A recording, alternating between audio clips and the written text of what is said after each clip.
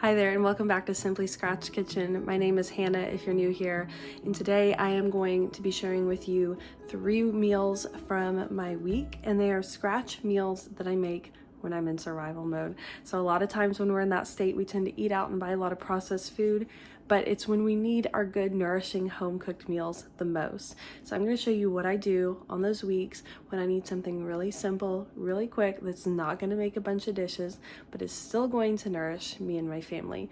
Let's get into it. This first meal is one of our family's favorites and eat it almost every week, whether or not we're in survival mode, and it is the easiest, basically 3 ingredient, 1 dish meal that you can make. So I'm starting with a pound of grass-fed beef here, and then I am mincing some garlic, and normally I wouldn't go to this much trouble on this kind of week, but to me the garlic just makes it extra delicious, and I had some to use up anyway, but you could definitely just use garlic powder if you need to. We are making a deconstructed egg roll, and this is full of beef and multiple kinds of vegetables, and it's so delicious. So once you get all of your beef browned up, we're going to move on to the simplest hack of all time. And instead of chopping cabbage and carrots, you are going to just buy this large bag of tricolored coleslaw mix. You don't need the dressing, and I got this at Sam's Club for about $1.98, and I actually used this bag 3 times for 3 similar meals. So I've got about a half of a bag of the coleslaw mix that I'm adding to my ground beef here. It usually fills my pan to the brim, but it's going to cook down and let off a lot of water. So I let it start cooking down, and then I will add a little bit more. But I don't have precise measurements for this because it really comes down to your own taste and how much you might want to bulk this meal up. So it's very versatile, and it can feed a lot of people for really inexpensive.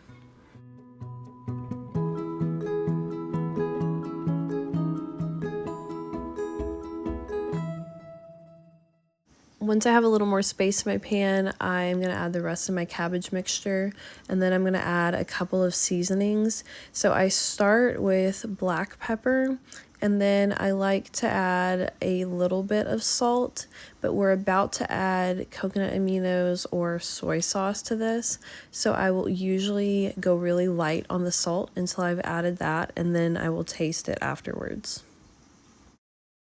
This is how it looks after you first get it mixed. As you can see, a lot of the veggies still look pretty raw. So I'm going to just keep cooking it down a little bit until those vegetables all get really limp and cooked up well together. At this point, I am going to start adding my coconut aminos. This is just a little better version of soy sauce. You don't have that genetically modified ingredient in there. And I add this to taste. We do quite a bit on there, and I love the flavor of the coconut aminos because they are just a little bit sweeter, so I don't even have to go to the trouble of adding anything sweet to this. It just gives it such good flavor. The last thing I'm adding to this is a little sprinkle of red pepper flakes. I like the extra heat, but I would go really light if you have kids because this was a little bit too spicy for my kids. But this is the finished product. It doesn't look like a whole lot, but it is so delicious. The next night, I decided to make a sheet pan dinner, which to me is a very scrappy dinner. I can use whatever I have on hand and whatever I need to use up. So here I have some red potatoes that I needed to use. I had about 6 of them, I think. And I've used sweet potatoes, russet potatoes. You can use anything you want for this. These are just going to sort of be the base of our sheet pan meal, and I'm actually just going to use a casserole dish for this.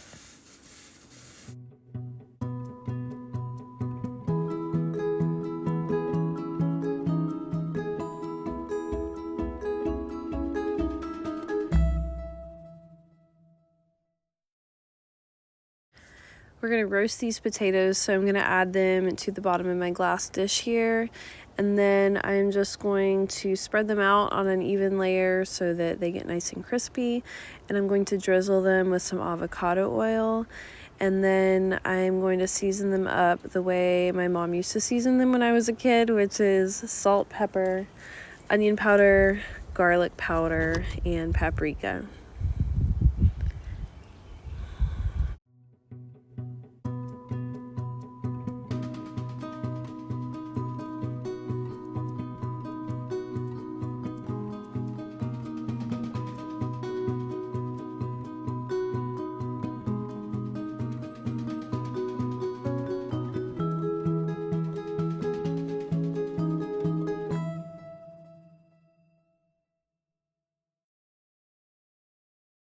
I just get in here and toss these together with my hands. I will usually season them a little bit heavy because I know some of the seasoning is going to come off when I mix them.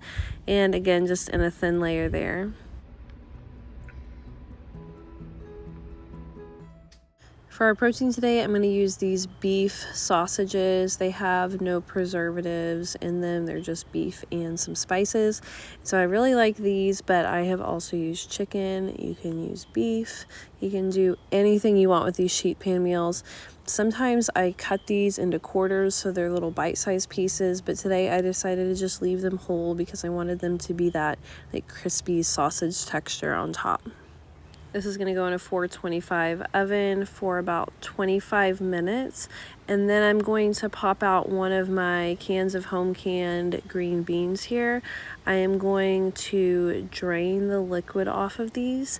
And then I am going to sprinkle them on one side of my pan, just on top of the potatoes only. If you've never had oven roasted green beans, they are really delicious and you have to try it. I basically just season these with garlic salt. You could definitely add butter if you wanted, but I was trying to keep it really simple this day. Sometimes when I'm in the middle of a rough week, we all just want a little pick-me-up. And so this night I decided to mix up just a very basic sheet cake. And it needed to be chocolate. So I started by melting 1 stick of butter, and yes, I do have a Mickey Mouse mixing bowl. It's very homesteader of me. And then I'm adding a tablespoon of this organic instant coffee. I'm gonna mix it into the butter to help it to dissolve there.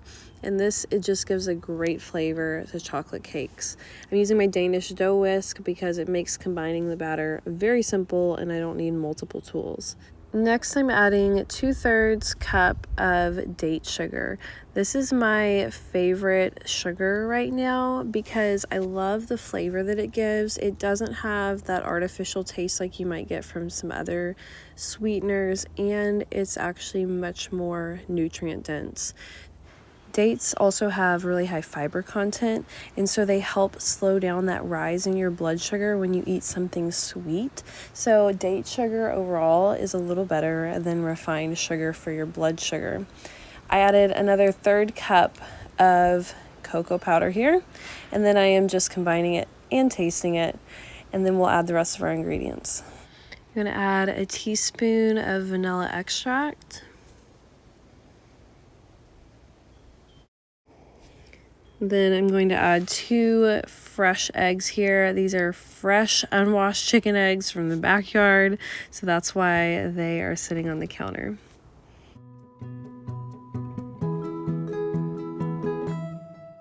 I'm doing 1 teaspoon of baking powder and a 1/2 teaspoon of baking soda, and then just combine that really well to make sure that you don't have any clumps in your batter.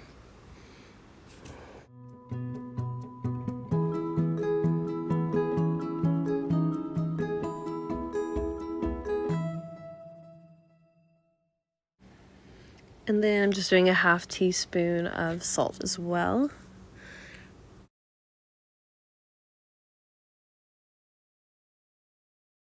Finally, I'm adding 1 teaspoon of apple cider vinegar. You can use distilled vinegar as well, but this is going to give the cake just a little different flavor and also give it some really good rise when it hits that baking soda.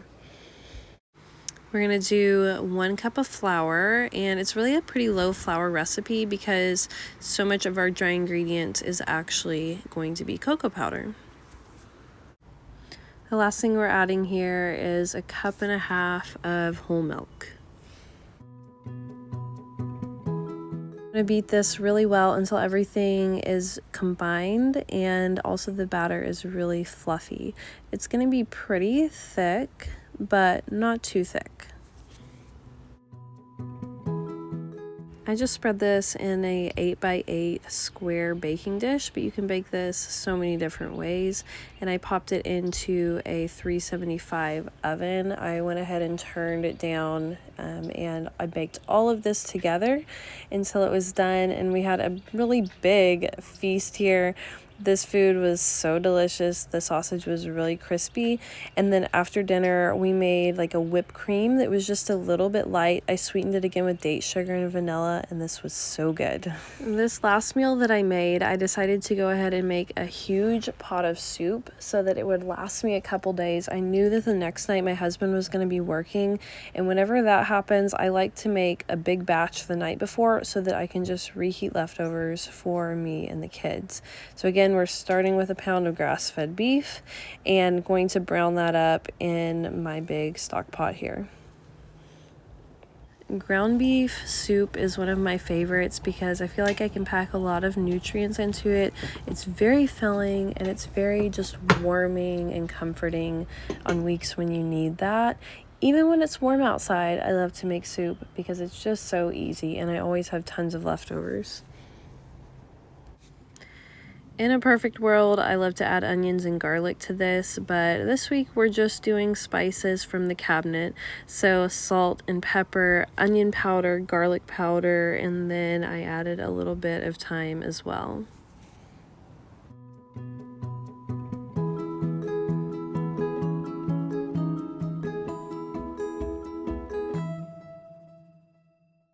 I'm going to add 2 of these small cans of tomato sauce to my soup, as well as 1 can, about 15 ounces of chicken broth. And you know what? I really prefer to have my own homemade broth in these soups, but I didn't have any on my pantry shelf and I didn't have any in my freezer, and we are doing the best we can. And so we're gonna just use this can of regular chicken stock that I had in my pantry, and it's gonna be okay. If you're anything like me, sometimes in these seasons you can feel a lot of guilt for doing things that are less than perfect, but it's good to remember that this is still a nutritious home-cooked meal. You're getting good beef, you're going to get good vegetables, and if you weren't doing this, you would be going through a drive-through or using some processed food from the grocery store. And so we do the best that we can in any season, and I'm just adding the remnants of this box of barley I found in my pantry I needed to use up. That'll make it a little bit more nutrient dense, add a little bit of fiber, keep us full a little bit longer. I like to toast this in my pan before adding my broth because it just adds a little bit more flavor to the soup. Now I'm going to go ahead and add my 2 cans of tomato sauce. I like to let this cook for about a minute as well because it really brings out the sweetness in those tomatoes, and I think it makes this soup a little extra special. And here are my kids coming by and knocking down my tripod while I'm cooking. It's very real here. Once I get this cooked for about a minute, then I will add that can of chicken broth.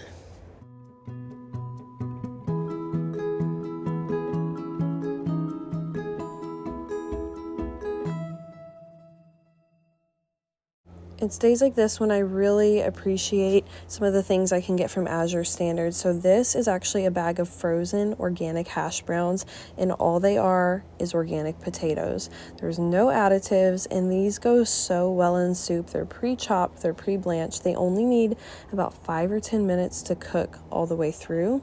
And then I am going to add part of my bag of frozen organic mixed vegetables from Azure as well. And this soup is super bulky now, and I have had to do hardly any prep for it. I'm just gonna let this sit and simmer until we are ready to eat. This all in all took about 5 to 7 minutes for me to prep.